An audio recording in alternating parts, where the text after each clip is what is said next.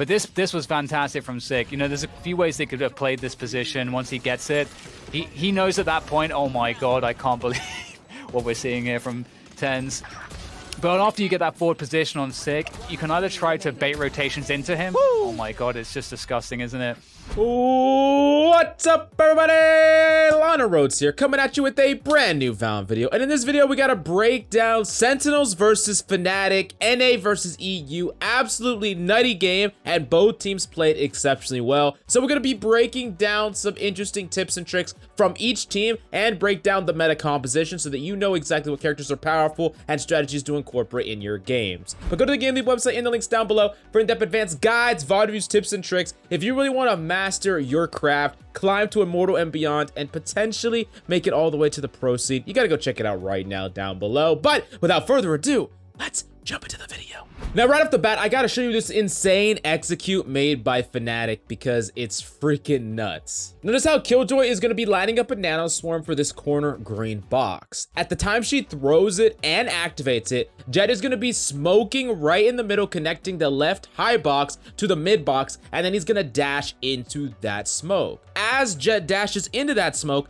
the Sky Flash is gonna go perfectly through and pop on the other side of the smoke. Not only does the smoke hide the bird, so when it comes out, any enemies back aside just will not be able to react to it, but because the Jett is currently in the smoke, she doesn't get flashed, and Jett's gonna be able to pop out instantly and clear. Notice how fast this execute happens. It is freaking so coordinated, and you get perfect sight control. The only place that you have to clear after this is on logs, but the log player will get split from both sides back a sight, and of course, the people that are pushing in through the main choke. I honestly really love Fnatic's level of communication here, and honestly, they've probably practiced this play over and over again, but it definitely pays off. It's really sick, it's really powerful, and it reminds me a lot of what the Koreans like to do with set executes onto different sites. Now, that being said, even though they got perfect sight control, they did get rolled on retake. Watch how Zombs is going to use a suck around the mid box, and they're gonna flash through to take space. It makes it incredibly hard to challenge, and unfortunately, they lost Dirk early alone, and they didn't have enough point control or utility to execute, nor did they take adequate point control of the site, so they did end up losing this point, even though they had an insane execute to start with. But moving on to the next engagement by Fnatic, I really wanted to point out, and I want to check out this really perfect entry by Dirk that you should honestly try in your games because it's really nuts.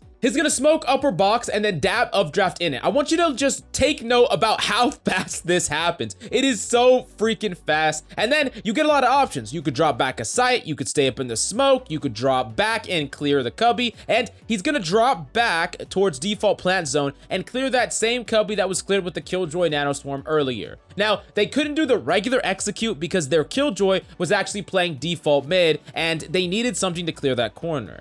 In your games, you honestly always need to have a plan to clear this. I see way too many often that duelists want to run onto site, and they're so afraid of back a site that they never clear this area, and typically the person that is holding that area gets like anywhere from 1 to 3 free kills. This is why in your games, every single time you plan to push on that site, if you are not the duelist, you should be trying to think of a way to clear that area so that it's a lot easier for your duelist to engage. If they only have to worry about back a site, it is like 10 times easier because this one angle can completely mess up unengaged by a duelist, and then it's just impossible to actually push through. But if you do not have someone that can help you clear this, then you could do what Dirk does on Jett and try to clear it yourself in that way, which protects you from multiple angles and allows you to easily clear that cubby. Now, before we move on, I wanted to really quickly talk about team compositions. FNC is playing Skye, Jett, Killjoy, Astra, and Sage. A pretty powerful composition that actually forgoes the use of Sova for a character like Skye instead because they do not have a duelist besides Jett. So there's no flashes on the team besides Skye. So in using Sage as a pseudo staller slash duelist in certain situations,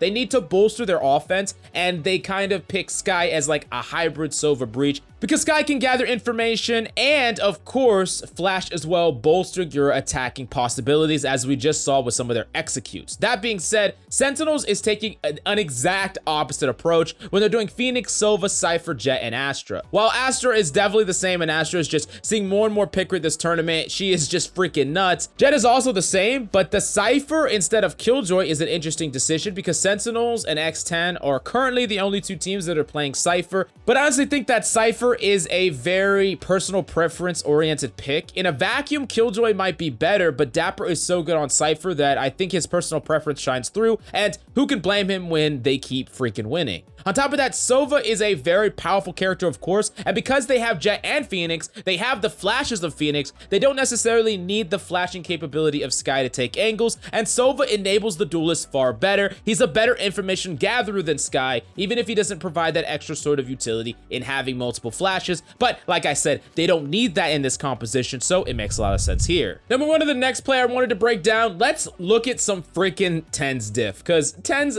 popped the fuck off, and we gotta break it down. So FNC wants to take mid, and I want you to really notice how Tenz does not rotate off of short A. Now, there are definitely many reasons for this. The fact that they can play retake, that's really what they want to do. The fact that they could rotate and Tenz can just wait around and eventually play retake when he wants to. But if you missed it, we recently broke down a clip where an enemy team actually took control of A short and was able to contest plant zone through the wall by planting in a very specific spot. And whenever the enemy team would come to defuse, they would wallbang them, basically setting up a unwinnable situation for the defending side. Now, I do believe that Tenz is staying here so long, partially playing to counter this by rotating late, but he also, at specifically this moment, he hurts the enemy Skye, who is the planter, by wallbanging a little through at that same spot and forces a movement out of the spike holder that ultimately gets her killed. Honestly, it's very interesting that this is a zone that is going to be heavily contested in the future, and this is the counterplay required to deal with that wallbang strategy, because the typical strategy when trying to retake mid is to do it via retake. Like, you're not trying to contest mid, you're allowing the enemy to plant and then you're playing for that retake. But if you allow the enemy to plant where they want to, and then an enemy somehow manages to take control of A short, now you're completely screwed, and this is going to be an interesting thing that you should definitely take note of for future games, and maybe even try it yourself with a buddy in yours. Now, moving back into that retake scenario, Shazam is gonna die, making this a 3v5 because the enemy team res, and Tenz is gonna jiggle peek Magnum, and it turns out he was a P shooter instead, gonna get an easy kill on him. Then he's gonna kill Boaster and insta-dash updraft crouch as he reloads on the top of box. Now, because he's low, he doesn't want to take a direct duel here, and this is a really important takeaway for a lot of you. If you are a low health person, typically you want to either go for refrags or wrap kills because you want to end up firing at an enemy who is not actively looking at you. This is because you have no chance to trade bullets with the enemy, because when you're really low, wall bangs and direct conflicts, any amount of damage coming at you is going to kill you. So you really want to set up some sort of refrag scenario, which is exactly what Tenz is doing. Now, that being said, when you have full HP and you know for a fact that the enemy is very low HP in a 1v1, you want to treat it exactly opposite. And I see way too many people make this mistake where they try to get really crafty. They try to wrap around and sneak up on the enemy and slow walk and do all this stuff instead of just taking a straight up duel with someone that's low. The reason that you don't want to do this is because there's a possibility of failure, and there's a possibility that an enemy hiding or an enemy wrapping themselves can catch you off guard, and it doesn't matter if you have the health advantage if you never get in the straight up gunfight to utilize that advantage. So this is a really important concept that you need to incorporate, and it's something that pros do all the time on a micro level, and we can really analyze that here. So he's gonna easily refrag Dapper from the top, and he's basically gonna clutch up this round. Getting that double kill after Shazam died was freaking nuts, and waiting for the right moment to refrag his ally was also incredibly good. Now, Sentinels is gonna win this map 13-10, and they're gonna win 2-0 overall, but honestly, this was a very close set of games, and Fnatic had some really sick strats. I think we can really learn from Fnatic because they definitely have been practicing the dead set plays, even though individually there was some really high clutch moments for Sentinels that really pushed them over the top and made it so Sentinels was able to clutch up these two games. But I'm not 100% sure it's gonna play out in the same way. We're definitely gonna have to wait and see for a future rematch against these two teams, and I'm definitely really excited. But smash that like and subscribe, and let me know down below what game you want me to break down next. You gotta be a subscriber, and you gotta let me know down below, and I'll be sure to get right on it. But go to the GameLeap website in the links down below for in-depth advanced esports guides, content, tips, and tricks. We got a lot on the GameLeap website. You gotta go check it out right now. But thank you so much for coming by.